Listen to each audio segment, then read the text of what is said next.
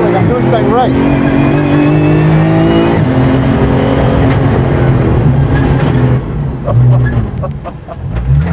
All right. I think that's a good stopping point.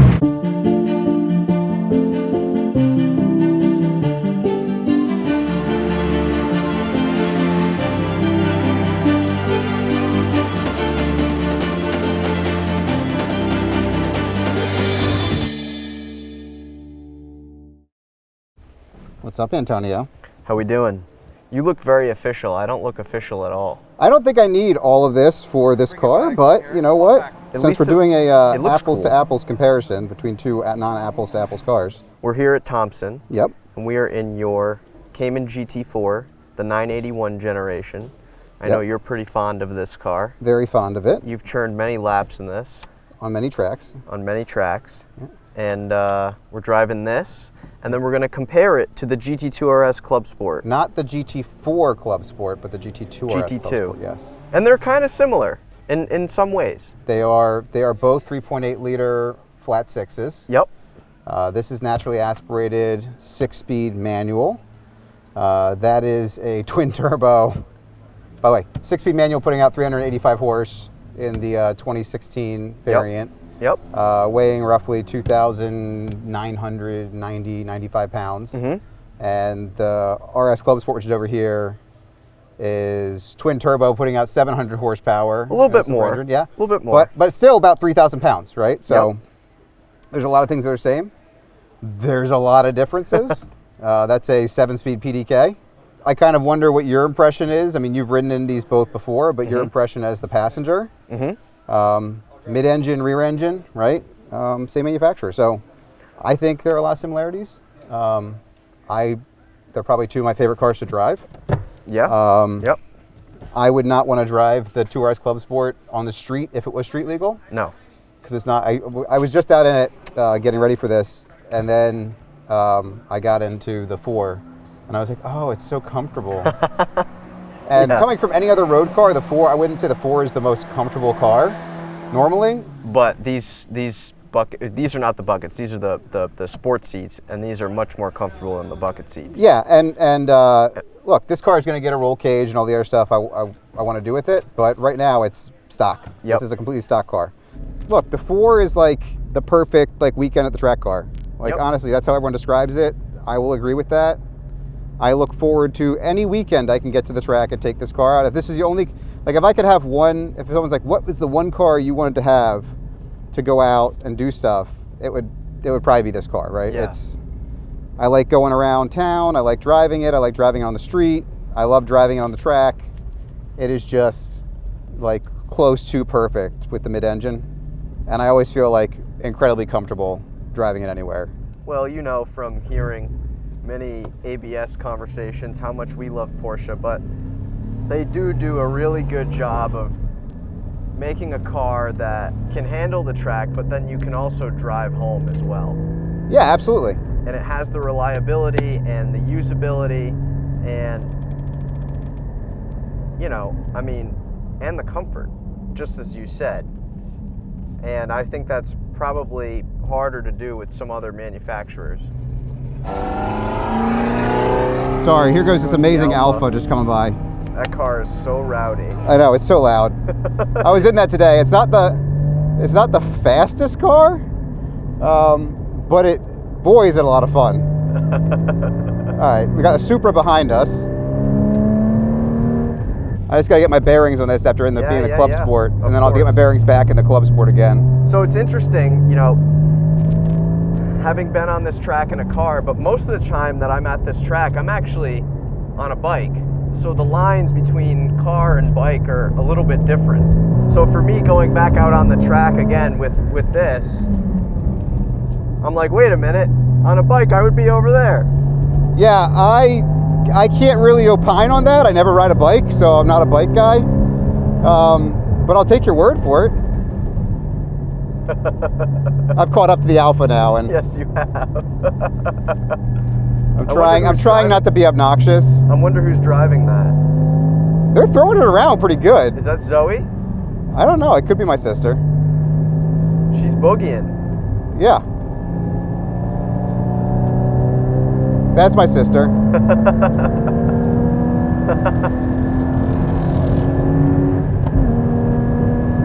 All right.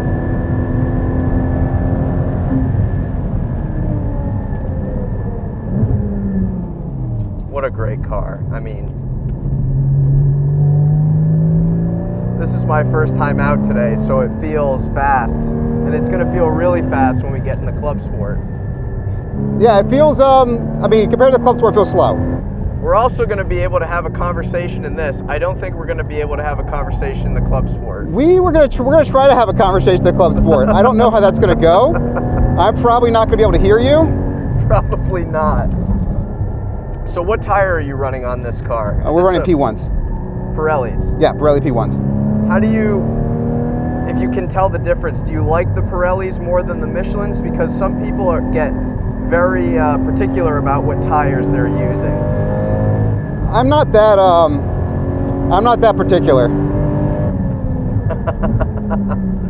The brakes are good. The brakes are good. If this 12C would move, I'd be using them a little more.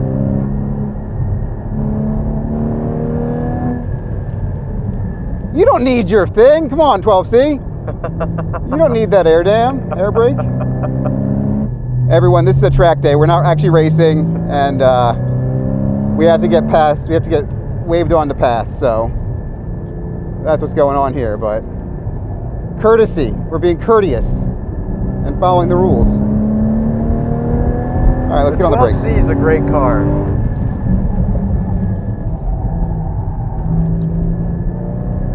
It's always interesting how much, again, my mind is always on motorcycles when I'm here, how much harder you can brake with a car than you can with a bike.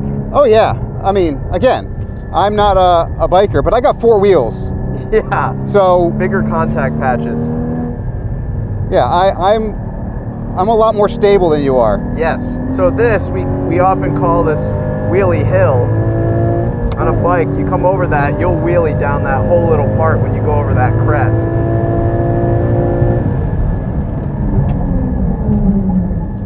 There we go. That was about 120. Well, I think I topped out in the Clubsport today around close to 160. I believe that. Again, 385 horse, a little under 3,000 pounds versus 700 horsepower. Massive downforce, massive braking.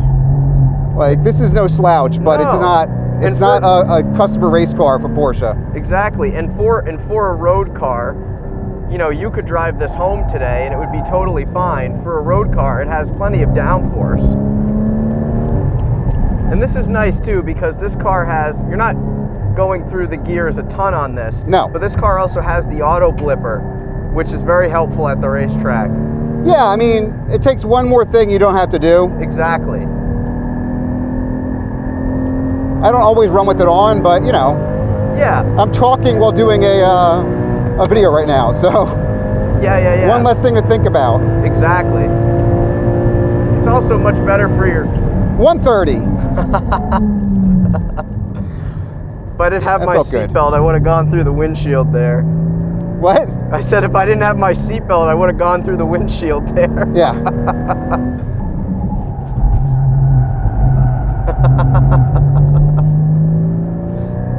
I gotta use these tires up, man. That's what they're for. Whoa!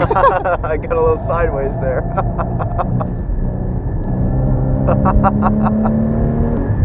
It's all about smiles per mile. 100%. Even if you're going quarter mile at a time. Okay, Vin Diesel. Ooh! I don't have any kind of Vin Diesel impression. That was it. It's about family, guys. It's about family. It is about family. So let's do one more good lap, and then we can get the Clubsport out.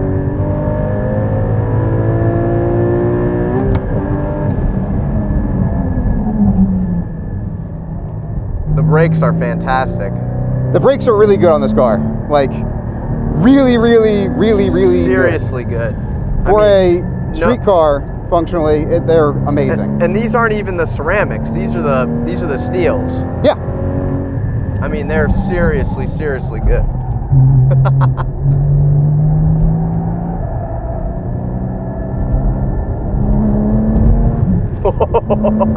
Saved it. That was a good drift. The more we've been talking about it, I am actually curious, like, how different the line is on this track on a bike. You got to go wider. In some spots, it's the same. Like here, it's more or less the same. But on a bike, I'm actually driving more.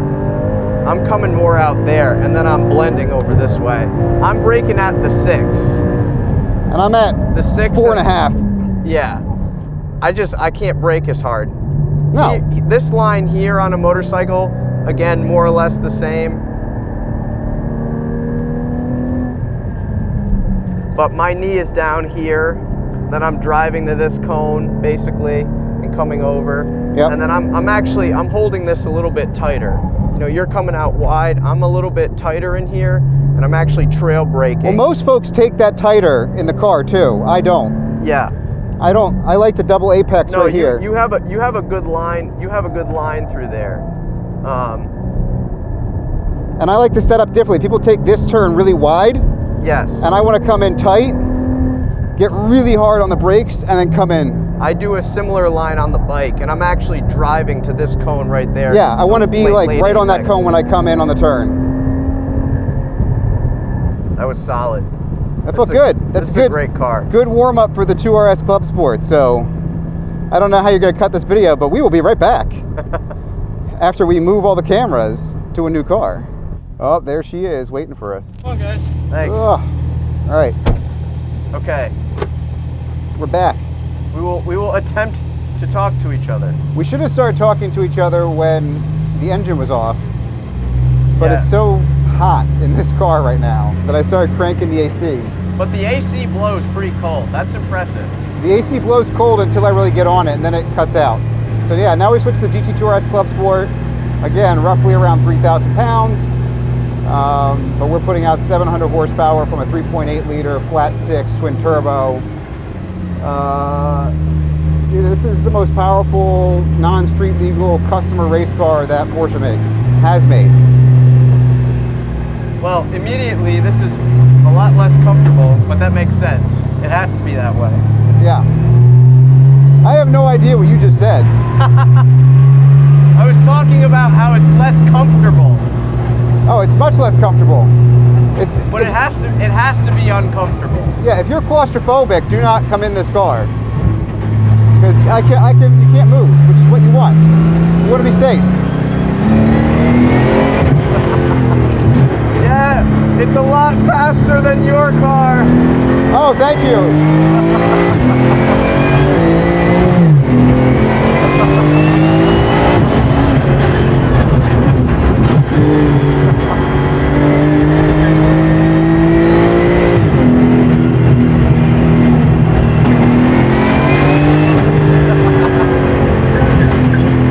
Antonio's trying to get his cell phone out so he can record.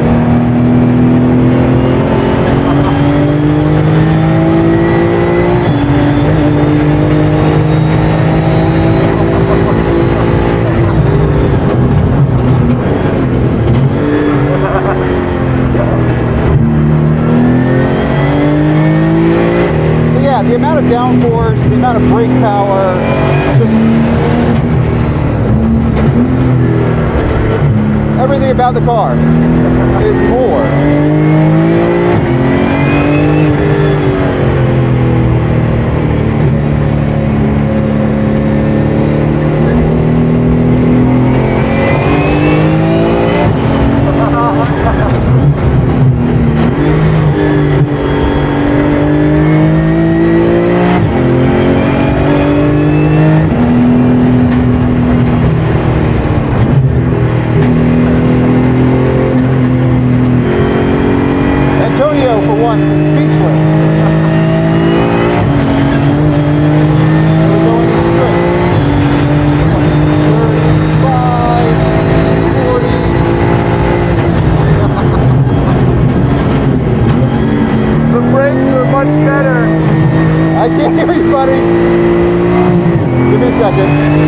But the back is not breaking loose at all.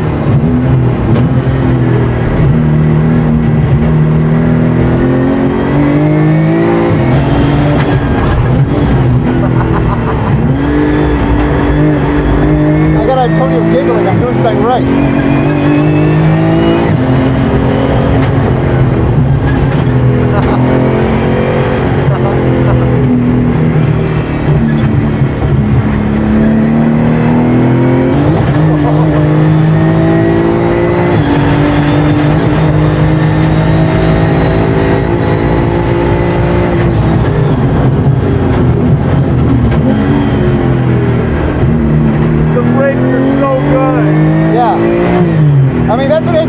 has every straight, because it's true. The brakes are kind of incredible in this car. Like, you can just trust them. You can just lean into them and say, yeah, my brakes are going to get me there. And then I can throw, as long as I manage my weight distribution, I can throw myself around the turn pretty effortlessly.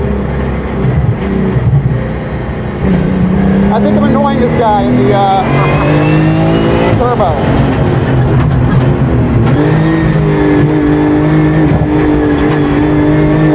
Just trust your brakes, trust your car, really push it.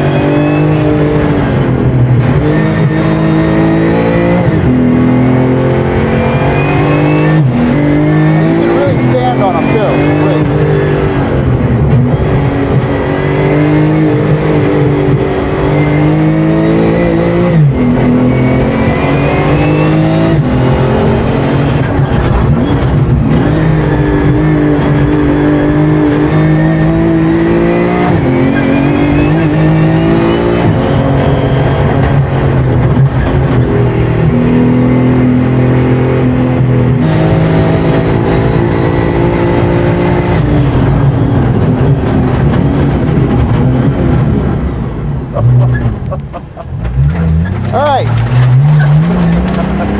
Stopping point. Everyone, that's what happens when you look at the speedometer. All right. That was been a long day, man. So now we can have a little conversation about it. I hope you had fun. We're gonna have to talk once the car turns off because I'm deaf at this point.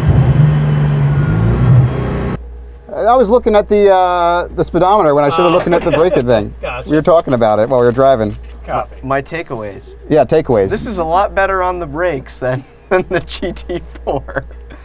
You have a lot more room for error. Yeah. On this, you also have a lot less room for error. Yes. Like, you have so much more power. Yes. The power can get the best of you, but this car has so much braking power and so much downforce that it makes up for it. It's pretty incredible how deep you can, I mean, my head and neck, you have a steering wheel, I don't, so I'm kind of like fighting it when you're under braking. But what's impressive to me is with the GT4, open that door and get us a cross breeze right now. Yeah. With the GT4, you can drive the GT4 here, you can drive at the track all day, and you can drive home. You could do something like, you could do that with a GT2 RS, a street legal GT2 RS, but this just takes it to such a higher level. And of course on paper and people see it like, yeah, a race car, but to actually feel it and to be in the seat is really impressive, especially back to back like that. I mean, that was bonkers. Well, there's a reason so many of the GT teams are like using these things in actual competition for customer racing. Yeah. Like, you know, maybe some modifications here and there, but even with no changes to it, it's a monster. Yeah. Oh, I mean, it's seriously fast. Yeah. And compared to a motorcycle, I mean, you could brake so much harder. We're achieving similar speed on the straightaway with a leader bike. Yep. But I can't brake as hard as this. Unless you want to go over the handlebars. Unless I want to be in the grass on turn 1 for sure. No, well, thanks for coming with me, man. Well, thanks for giving me a ride. That was sweet. I love any excuse to drive this thing, so it's always a good time.